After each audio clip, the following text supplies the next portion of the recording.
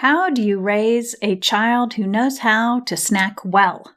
How do you raise a smart snacker, especially in a world full of sweets and treats, a world full of busy schedules and lots of obligations, a world where instant gratification is a primary result that we're all looking for? It can make raising a smart snacker a big challenge for families. And that's what we're talking about today. My name is Jill Castle. I am the host of the Nourished Child podcast, and you're listening to episode number 124, How to Raise a Smart Snacker. Let's get to it. Welcome to the Nourished Child podcast, a show about childhood nutrition, feeding kids, and dealing with the ups and downs of growing a healthy child. Here's your host, registered dietitian and childhood nutrition expert, Jill Castle.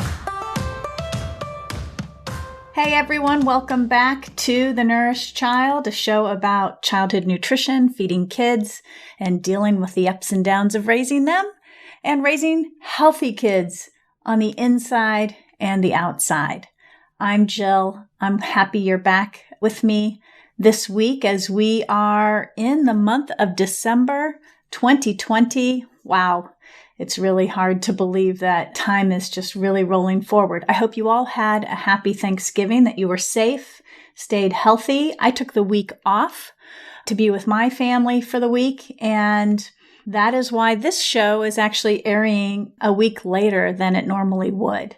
You'll have one more show. We'll have one more time together in the month of December where I'm interviewing Clancy Harrison, and we'll be talking about the impact of COVID on food insecurity. And she is right on the front lines working with food insecure individuals in her hometown in Pennsylvania. So she will give us quite an insight on what's going on in that neck of the woods.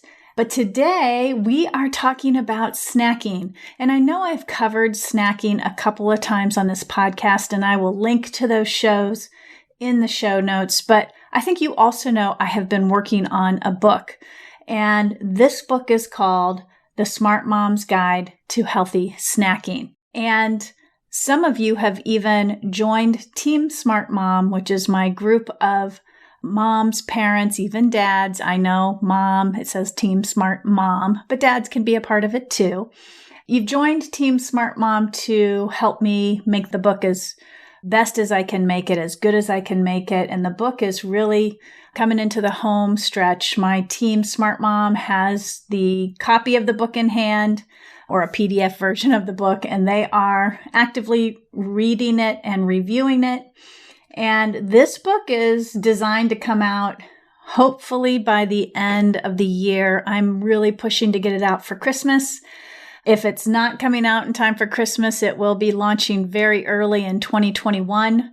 I've got book design covers and a few more steps to getting it out, but it's in the works. But anyways, I thought today would be a really great opportunity to give you some inside scoop on what's in the book, to talk about a few different topics within the book, and just talk about snacking with children in general.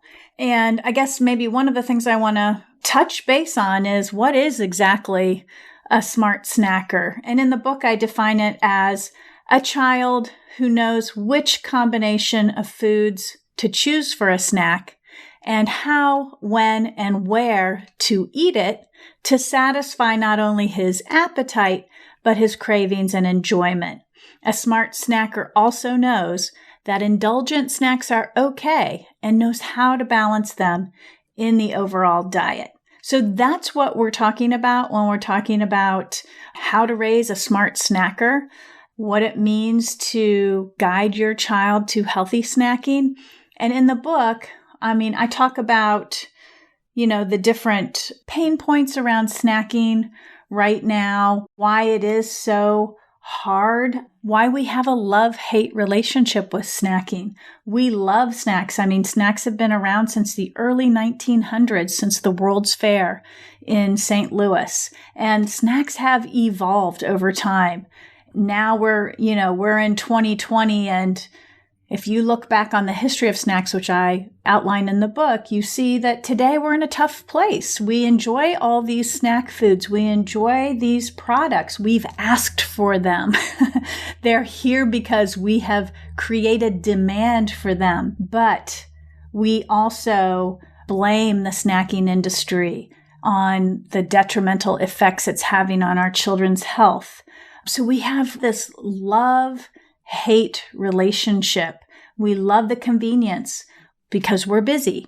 We love that some snack makers can emphasize nutrient-rich snacks and nutrient density in their snacks. But we hate snacks because our kids like them so much. And sometimes our kids even prefer snacks over the meals that we're making. And that can be really frustrating. So being a mom myself and a registered dietitian, I see that, kids can be preoccupied by snacks. I see parents feel like snacks are taking over their kids' diets. And that can create frustration and resentment about snacks. So this dichotomy between love and hating of snack, I think exists in so many parents. So what I want to sort of explore next, and then I'm going to get into the organization of the book and just touch on a few of the topics, is the statistics on kids snacking. What is the research saying? What are the surveys saying about snacking in children? And, when you look at the surveys and the research, they are really talking about the eating habits around snack foods, such as the timing of eating, the frequency, and the location of eating, but they're also talking about the snack foods themselves, whether they're nutritious or not. So we know our youngest kids, our toddlers and our preschoolers, are consuming more than 25% of their daily calories from snack foods. And of those snack foods, almost 40% of them contribute the added sugar in the diet. So we know that cookies and pastries, those types of snack foods, sugary beverages, are really the ones that are contributing the most calories, sugar, and fat to young children's diets. If we look at older kids up to age 18, they're snacking about 4 times each day. So even older teenagers are doing the same thing. They're around 3 to 4 snacks per day. But we've also got research that shows that some kids are literally just snacking. They're not having meals. They're snacking up to 10 times a day. So snacks oftentimes are turning into real meal, like the 4th meal when you put it all together. So it can be concerning. And the good news is that parents are trying to get snacks right. They're trying to establish healthy habits around snacking. They're trying to purchase healthier snack items for their kids, which is all good news. Why are we so attracted to snacks? We are seduced, and part of it is because we're very, very busy, and we need convenience and efficiency front and center when it comes to snacking. We also have endless options, and it's so tempting and interesting and exciting to explore new foods through the vehicle of snacks. We also know that snacking opportunities are everywhere. We're not as everywhere as we used to be because of the pandemic, but this will change, and it probably will go back to what it was before, where snacks were served in schools, snacks were at church functions, snacks were at after-school activities, on the sporting fields. Snacks are everywhere, very prevalent in our children's lives. We also know that some snacks have addictive qualities. We know that fat, salt, and sweet flavors coupled with crunchiness, crispness, color, and appearance can be addictive or can elicit a bliss point, which makes a child and even an adult want those snacks more. We also know, or I believe, that snacks are a comfortable crutch. I tell a story in the book about my high schoolers experiencing their first set of final exams. And there was a query that went out to all the parents asking for help with snacks or, getting into ideas for snack foods for final exams. And I wrote back with some healthy suggestions, things like, mini bagels or jerky or whole fruit. And I got a response that clearly indicated to me that the teachers and the kids looked forward to candy and chips and cookies. And that's what would be served during final exam week. So quite interesting and quite the response I was not expecting. So we get used to anticipating certain foods at certain times as well. And we can almost defend those routines that have been established over time. And they might not be the healthiest of routines. So the whole point of the Smart Mom's Guide to Healthy Snacking is really to help parents like you take back the snack and fall in love with snacks again and use them fully to your child and family's advantage. One thing is for sure, snacks aren't going away. The snack industry is growing by leaps and bounds. And while snacks can be a very useful addition to your child's diet, and that is what the whole point of this book is, to show you how to make them a useful, advantageous part of your child's diet. The truth is, snacks can also derail your child's growth and development. And so it's really important that parents have a handle on how to make the right decisions around snacking, how to be smart about a lot of different areas related to snacking so that you can raise a smart snacker.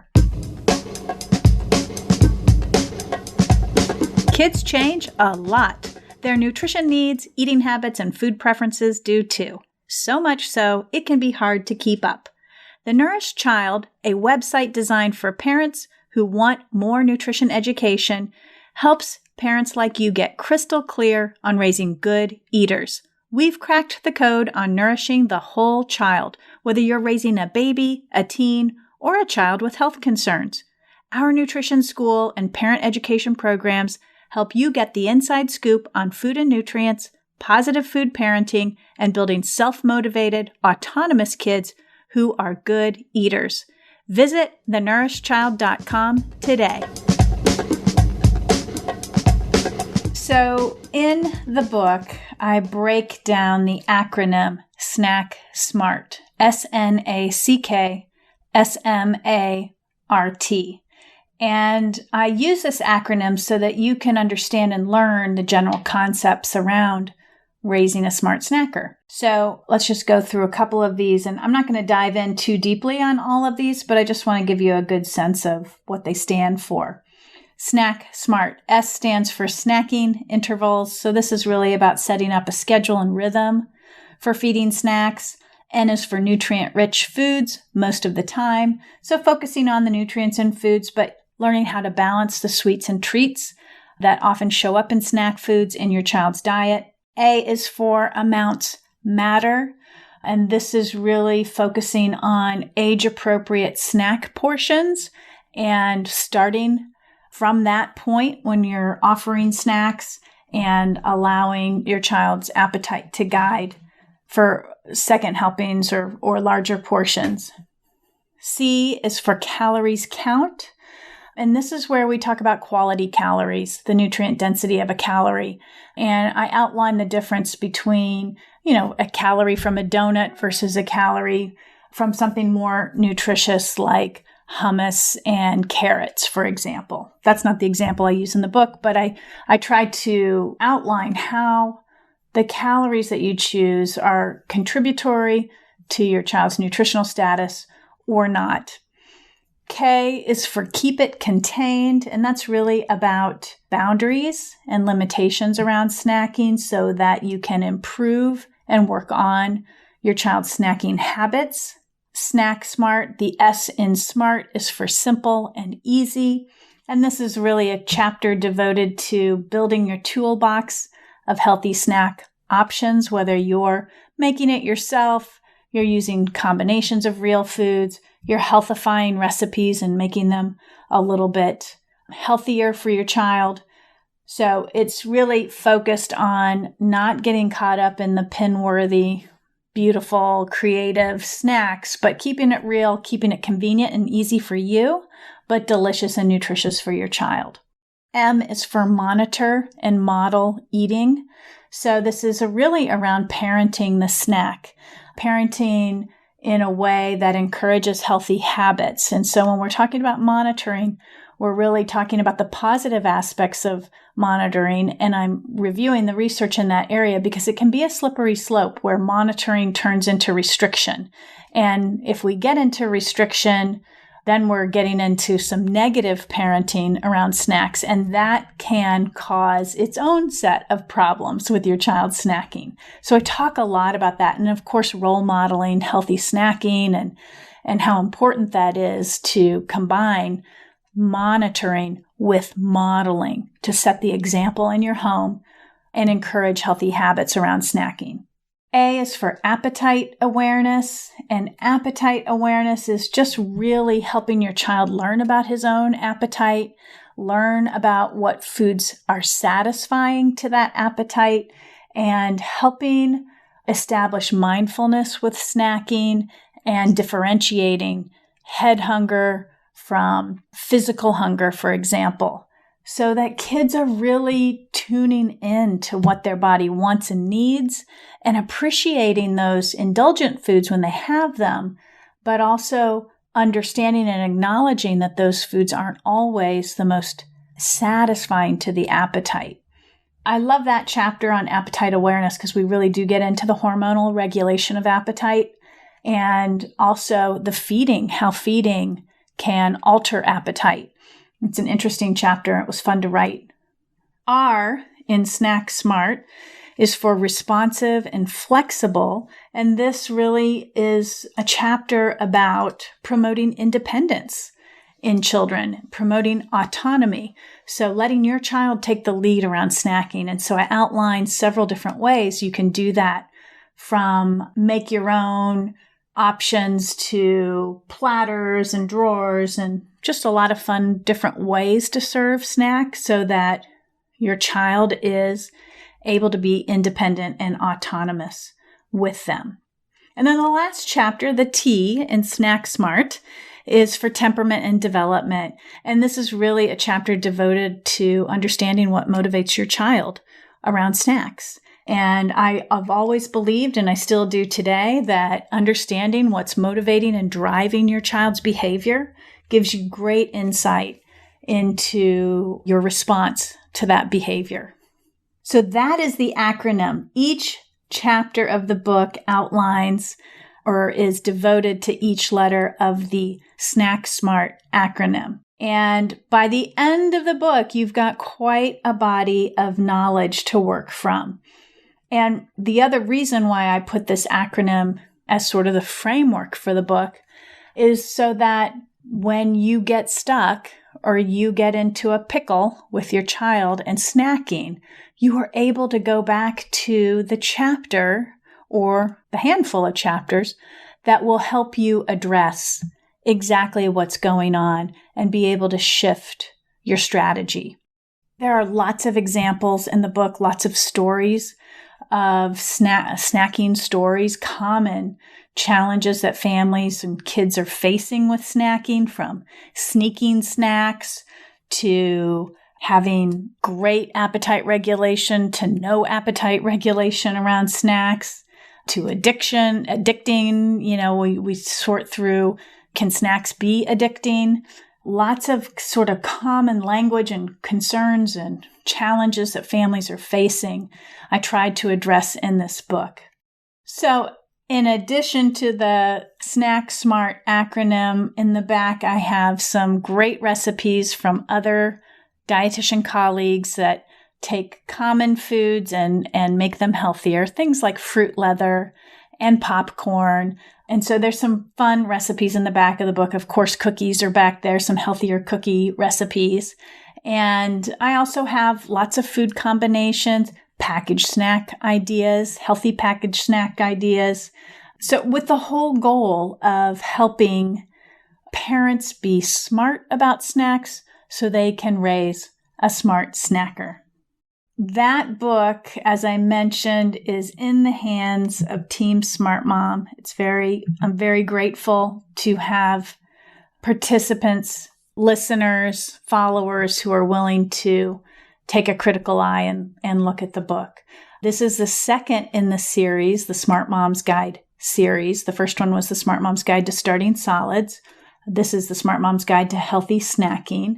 And there will be a third one that I'll be working on next year. I'm not going to share or reveal the title yet because I'm not completely sure myself, but it will be a book focused on feeding children who carry extra weight or who are bigger in size, and all the things that I've learned over a dozen years in private practice about feeding kids who are in this situation and what really matters, from the way we talk to kids and what we choose to feed them, and are we preventing or are we treating, and all of that stuff that I think we can get bogged down in. I want to create a book that is a simple, straightforward sort of checklist or principles of feeding children who are bigger in size, so that we are supportive and loving and caring and helpful, not harmful or traumatizing to children. So that is the book, The Smart Mom's Guide to Healthy Snacking. Should be out by the end of the year or early January. And I thought I would just sort of briefly give you a snapshot of what's in that book. To write that out in a blog post would have taken me a long time. So it's easy to sort of review it and go through it. What else is going on with me? Well, I am doing quite a bit of speaking lately. I have booked several speaking engagements, virtual speaking engagements over the next several months, which are exciting, from parent-teacher associations to international opportunities for me, not of which are booked yet, but there are some things percolating, and some corporate wellness events, which are really fun and exciting. If you're out there and you work for a corporation and have any voice as to what gets presented from a wellness engagement standpoint, I do have a 4-part seminar workshop series that addresses feeding families with an eye on feeding kids. So if that is of interest to you, you can reach out to me, Jill@jillcastle.com, and we can talk about whether that might be a good fit for your corporation or your organization.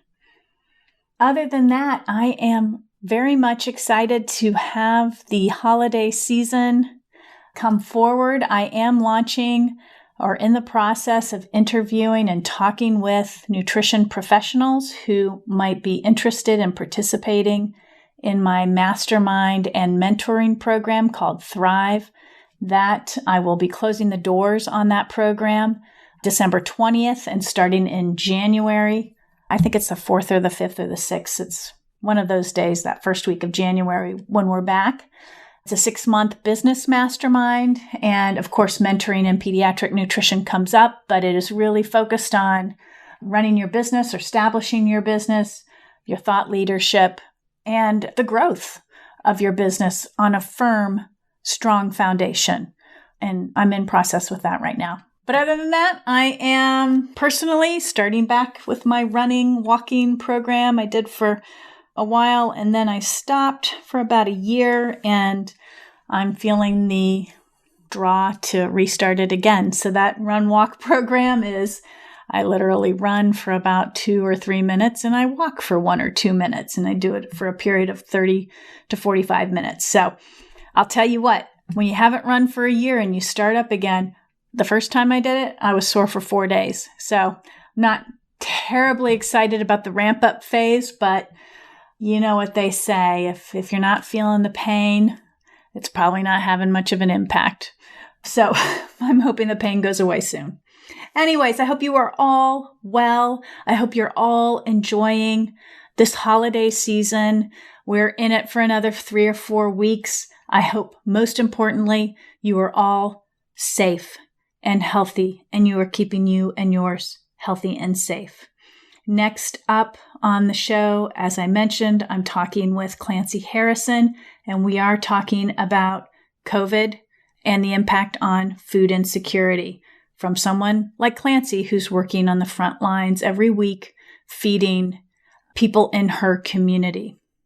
If you like The Nourished Child, be sure to give it a thumbs up and review it wherever you listen to podcasts. Feel free to drop me a line with topic suggestions. I know coming up in 2021, I've scheduled a researcher on BMI in schools. That should be a great topic. I'm looking forward to that. But I love to hear from you, and I'd love to hear what you want to hear about. Also, you can join my Facebook page, The Nourished Child, and connect with me there, or follow me over on Instagram. I do have a new page there, the.nourished.child. I'd love for you to follow me there and interact with me there as well. As always, thanks for joining me today. I hope you have a lovely, lovely week. Stay well, stay healthy. Most importantly, don't forget to give that child in your life, big or small, a loving squeeze today. Bye for now. Thanks for listening to the Nourished Child podcast, where the #1 goal is to help you grow a nourished child inside and out.